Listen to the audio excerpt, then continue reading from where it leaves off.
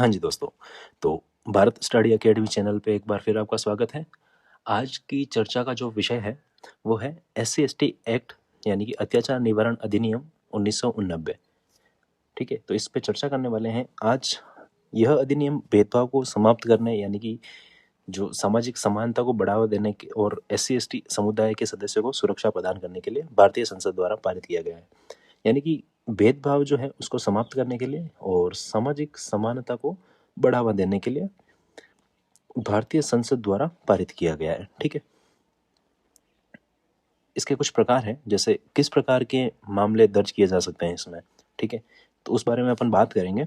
जैसे SC/ST act के तहत केवल वे मामले दर्ज किए जाते हैं जो विशेष रूप से इस अधिनियम की धारा 3 यानी कि जो धारा 3 है उसमें परिभाषित अत्याचार से संबंधित है। ठीक है, जो धारा 3 में जो भी प्रमुख मामले जो होंगे वो धारा 3 में आएंगे और उस धाराओं के तहत आप SC/ST एक्ट के तहत मामले दर्ज कर सकते हैं। ठीक है, तो बात करते हैं धारा 3 के तहत उन श्रेणियों की। सामाजिक बहिष्कार और अपमान यानी कि SC/ST सदस्य को अखाद्य या घृणित पदार्थ खाने या पीने के लिए मजबूर करना। ठीक है, यानी कि SC/ST सदस्य जो है उसको अखाद्य या घृणित पदार्थ खाने के लिए मजबूर करना। जैसे कोई भी चीज़ जो है वो खाने योग्य नहीं है, ठीक है, फिर भी आप उसको ज़बरदस्ती करके उस व्यक्ति को कह रहे हैं कि ये खा तू। ठीक है, या फिर किसी दबाववश उसको कह रहे हैं कि ये खा ही खा। ठीक है, तो उस स्थिति में वो व्यक्ति जो है आप पर SC/ST एक्ट के तहत मामला दर्ज कर सकता है। ठीक है, बात करें जाति के आधार पर। ठीक है, तो जाति के आधार पर सार्वजनिक अपमान या धमकी देना। कोई भी अपमान कर रहे हो, जैसे आप उसको जातिगत आधार पे उसका कोई अपमान कर रहे हो या उसको धमकी दे रहे हो जातिगत आधार पे, तो उस स्थिति में भी आपके अगेंस्ट जो है यह मामला SC/ST एक्ट के तहत जो ये मामला है ये दर्ज हो सकता है आपके। ठीक है, सामाजिक और धार्मिक रिवाजों में भाग लेने से रोकना। किसी भी व्यक्ति को, जैसे आप अगर कहीं शादी में जाते हैं या फिर कहीं किसी कार्यक्रम में जाते हैं, तो वहाँ अगर आप इस शर्त पे कि तू किसी व्यक्ति को ये बोलते हैं कि तू इस विशेष जाति का है, तो उस आधार पर अगर आप उसको रिवाजों में भाग लेने के लिए अगर रोकते हैं तो यह एक इस मामले SC/ST एक्ट के तहत मामला दर्ज हो सकता है। बात करें नेक्स्ट पॉइंट की, तो भूमि और संपत्ति से जुड़े अपराध। भूमि और संपत्ति से जुड़े अपराध किस प्रकार के हैं जिसमें देखेंगे अपन। SC/ST सदस्य की भूमि या संपत्ति पर अवैध कब्जा करना। मान लीजिए कोई आपके पास एक प्लॉट है, वो आपने खाली देख लिया, ठीक है, तो उस स्थिति में आपने उस पर अवैध कब्जा कर लिया और बाद में पता चलता है कि वो किसी ST या SC व्यक्ति विशेष का है, तो उस स्थिति में या तो आपको प्लॉट वो खाली करना पड़ेगा या फिर वो जो व्यक्ति है वो आपके खिलाफ SC/ST एक्ट के तहत मामला दर्ज करवा सकता है। ठीक है,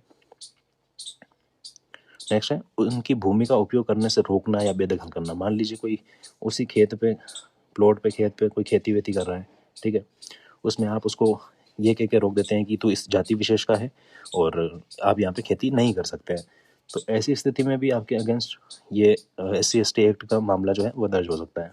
ठीक है, नेक्स्ट है आर्थिक शोषण यानी कि बेगार या जबरन मजदूरी करवाना।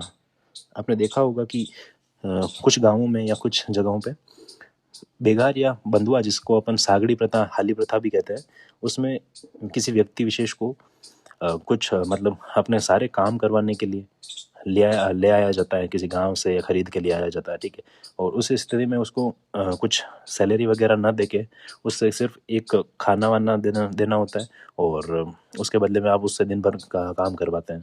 तो ये जो है कि जाति विशेष के आधार पर देखा जाए तो भी गलत है और ऐसी स्थिति में भी आपके ये मामला दर्ज हो सकता है।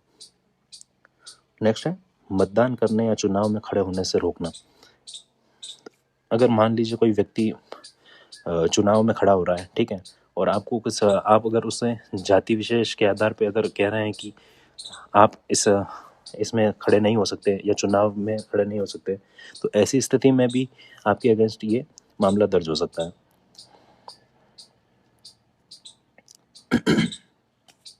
नेक्स्ट पॉइंट है शारीरिक और यौन अपराध। ठीक है, तो इस शारीरिक में SC/ST महिला के साथ अपमानजनक या धमकीपूर्ण व्यवहार, ठीक है, अपमानजनक या धमकीपूर्ण जो अगर व्यवहार आप करते हैं तो भी ये मामला दर्ज हो सकता है। किसी को चोट पहुंचाना, जलाना या नुकसान पहुंचाना, इसमें भी आपके अगेंस्ट हो सकता है। उनके घर और गांवों को जलाना या क्षति पहुंचाना, ठीक है।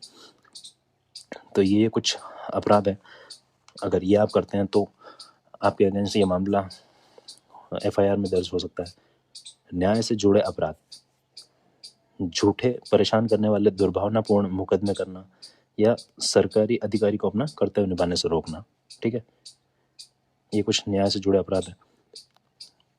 अब बात करते हैं यह अधिनियम किसके खिलाफ लागू होता है, ठीक है। तो यह अधिनियम जो है केवल 2 शर्तों पर लागू होता है।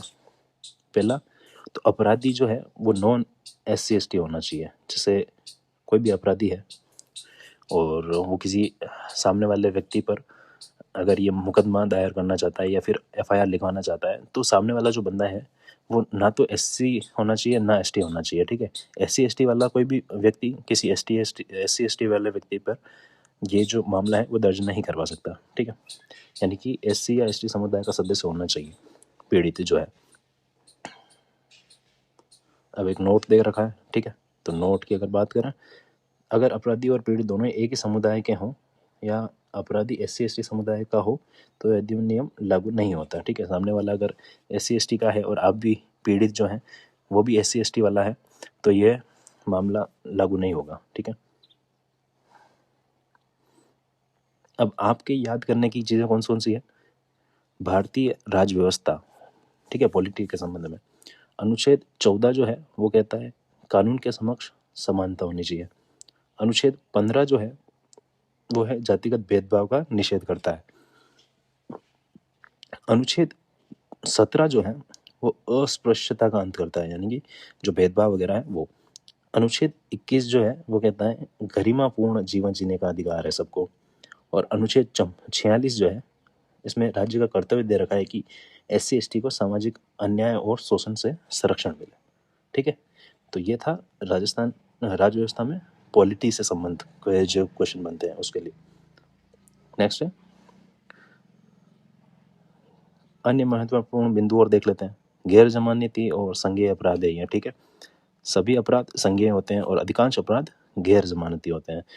तो ये SC/ST एक्ट जो है ये गैर जमानती है और संज्ञेय अपराध भी है। विशेष न्यायालय, ठीक है, स्पेशल कोर्ट, हर जिले में त्वरित सुनवाई हेतु स्पेशल कोर्ट बनाई जाती है, ठीक है। इसमें एक चीज़ और दे रखी है कि अग्रिम जमानत का निषेध है, ठीक है। जमानत दे के आप यूँ है कि बेल नहीं ले सकते। धारा 18 व 18A के अनुसार CRPC 438 में एंटीसिपेटरी बेल लागू नहीं होती इसमें, ठीक है। पीड़ितों के अधिकार यानी कि पुलिस सुरक्षा मिलती है, कानूनी सहायता मिलती है और राहत और पुनर्वास योजना के तहत आर्थिक सहायता मिलती है।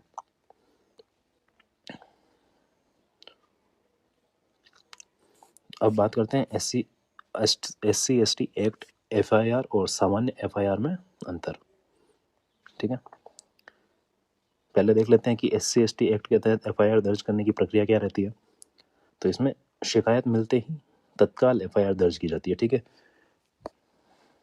इसमें जांच केवल DYSP या उससे ऊपर के अधिकारी द्वारा ही की जाती है। किसी भी प्रकार की प्रिलिमिनरी इंक्वायरी नहीं की जाती, ठीक है। FIR तुरंत दर्ज होती है और तुरंत उस पर जांच होती है। अब सामान्य FIR में क्या अंतर है इसमें। प्रारंभिक जांच, SC/ST एक्ट कोई प्रारंभिक जांच नहीं होती, ठीक है। जबकि नॉर्मल FIR में कई मामलों में संक्षिप्त जांच हो सकती है।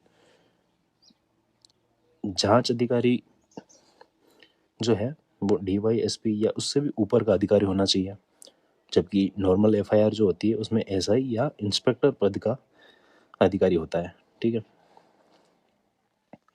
जमानत जो है SC/ST एक्ट अधिकांश अपराध नॉन बेलेबल या फिर जमानत हाई कोर्ट दे सकता है, ठीक है। जबकि नॉर्मल FIR में अपराध की प्रकृति पर निर्भर करता है कि जमानत मिलेगी या नहीं मिलेगी। सुनवाई जो होती है, सुनवाई के लिए SC/ST एक्ट स्पेशल कोर्ट होता है, और नॉर्मल एफआईआर में जो सामान्य अपने कोर्ट होते हैं, सेशन कोर्ट होते हैं, वो होते हैं। ठीक है। पीड़ित लाभ यानी कि SC/ST एक्ट के तहत सुरक्षा, कानूनी सहायता और आर्थिक सहायता मिलती है, जबकि नॉर्मल एफआईआर में सामान्य कानूनी सहायता व चिकित्सा सुविधा मिलती है। ठीक है। तो ये